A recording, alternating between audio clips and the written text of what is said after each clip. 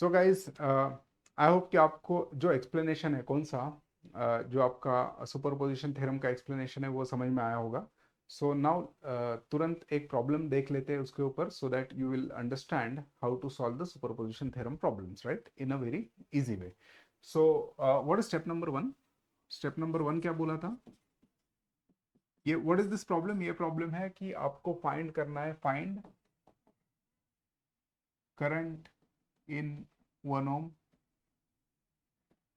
Register. मतलब आपको ये वाला करंट फाइंड आउट करना है. ओके, इसको मैं बोल दूंगा आई, इसको मैं बोल दूंगा I1. ओके, I1 बोल देता हूं. तो हमें फाइंड आउट करना है I1 by using superposition theorem. ऐसा लिखा रहेगा by SPT in the exam. Okay, so superposition theorem से अगर हमें सॉल्व करना है तो पहले हमें स्टेप नंबर, सुपरपोजिशन थ्योरम क्या बोलता है कि consider one source acting alone, right.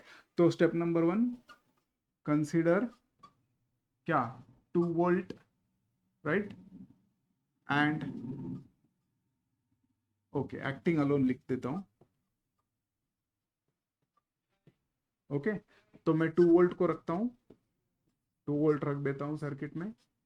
यहाँ पे आपका 2 ohms है, यहाँ पे 1 ohms है, राइट, यहाँ पे 2 ohms है.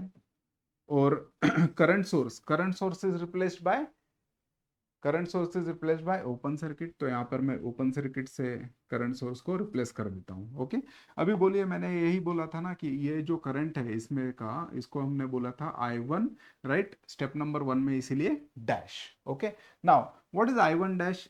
ओपन सर्किट में करंट फ्लो होगा क्या? नहीं होगा. सो जो कुछ करंट यहाँ से आ रहा है वो पूरा क्या होगा, ये पूरा ये जो मेश है, मेश में का करंट जो है वो क्या रहेगा, I1 डैश ही रहेगा, right. So by Ohm's law, right, I1 dash is nothing but voltage. Voltage कितना है आपका, 2 वोल्ट, डिवाइडेड बाय रेजिस्टेंस कितना है आपका, 2 + 3. सो ये आपके आप 2/3 एम्पियर. ओके, सिंपल है. सो जैसे एक्सप्लेनेशन में हमने ब्रांचेस लिए थे, सेम उसी तरीके से ले रहा हूं. अभी देखिए step number two. What is step number two? Consider 2 ampere acting alone, right. So अगर मैंने 2 एम्पियर का सोर्स अगर सिर्फ रखा, so what I will do, I will just replace this voltage source by short circuit. 2 ohms वैसे के वैसे, 1 ohms वैसे के वैसे, और फिर यहाँ पर 2 ohms, यहाँ पर आपका जो करंट है वो है आपका 2 amperes, right. This is 2. So now आप बोलिए, यहाँ से करंट कितना जा रहा है, 2 एम्पियर. यहाँ से कितना जा रहा है, 2 एम्पियर. यहाँ से कितना जा रहा है, 2 एम्पियर. यहाँ से करंट जा रहा है आपका 2 एम्पियर. ओके, अभी देखिए आपको स्टेप नंबर टू में क्या चाहिए. स्टेप नंबर टू में फिर से चाहिए I1 current through 1 ohm register. But step number to में तो मैं बोल देता हूं यहाँ पर I1 डबल डैश. ओके, अभी देखिए ये जो 2 एम्पियर है वो डिवाइड हो रहा है, कुछ करंट 2 ohms में जा रहा है, कुछ करंट 1 ohm में जा रहा है, राइट. तो फिर से एक बार क्या यूज करना पड़ेगा, करंट इज गेटिंग डिवाइडेड, तो करंट डिवीजन रूल यूज करना पड़ेगा हमें. करंट डिवीजन रूल कब यूज होता है, जब दो रजिस्टर पैरेलल में होते हैं. तो ये 2 ohms का रजिस्टर और ये 1 ohm का रजिस्टर पैरेलल में है. यस, क्यों पैरेलल में है? क्योंकि दोनों का स्टार्टिंग पॉइंट सेम है, दोनों का एंडिंग पॉइंट, इसका एंडिंग पॉइंट ये, इसका एंडिंग पॉइंट ये, कुछ भी नहीं है, कुछ भी नहीं है इन दोनों के बीच में, मतलब this point is same, right. So this 2 ohms and 1 ohms are in parallel, so we can use current division principle, and then I can get I1 double dash, that is current in this 1 ohm register is nothing but, बोलिए, denominator पे तो दोनों का addition आ जाएगा, so it will be 2 + 1. और देखिए 1 में का करंट चाहिए तो उसका अपोजिट वाला मुझे न्यूमरेटर में लेना पड़ेगा, so it will be 2 divided by 2 + 1 multiplied by total current, that is 2 ampere, right.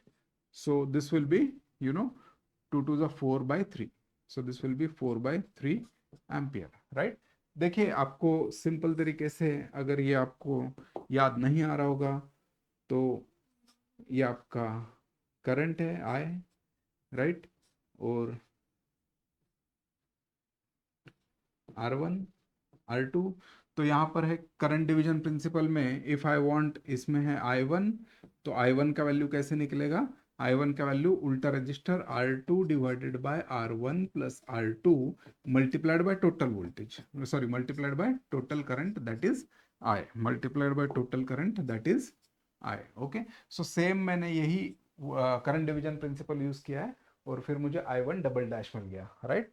And finally you can write by superposition theorem I1 is equal to I1 dash plus I1 double dash, I1 double dash, so it will be 2/3, ये 2/3 निकला था plus 4/3, सो 6/3, 2 amperes आपका current है।